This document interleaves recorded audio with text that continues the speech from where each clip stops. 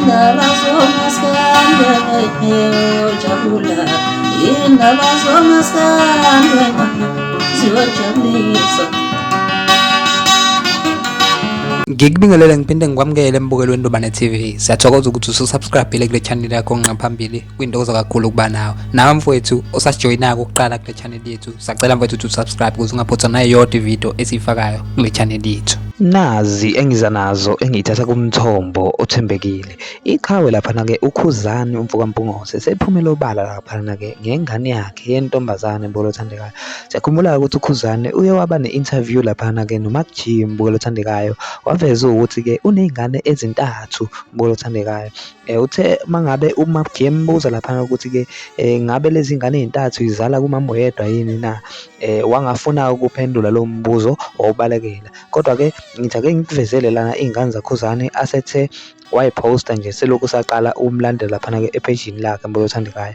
Eyokuqala ke ayipostayo laphana ke uKhuzani Mvukampungose ile oyibona lapha escreen sakho njengamanje, waveza ukuthi ke i-firstborn yakhe ke lena ke mbolo othandekayo ogama layo engumgabe esilisa ke laphana ke mbolo othandekayo. Kanti esibili le ayipostile ke osukwini namhlanje mbolo othandekayo ayibiza ngoZi laphana ke mbolo othandekayo. Comment okuyiyona ethatha amehlo abantu abaningi laphana ke mbolo othandekayo. Omunye umlandeli laphana ke ngenkathi ke encoma ingane kaKhuzani ethi ke inhle kunompumpu laphana ke okuyingane kaMthandeni ke umpumpu mbolo othandekayo.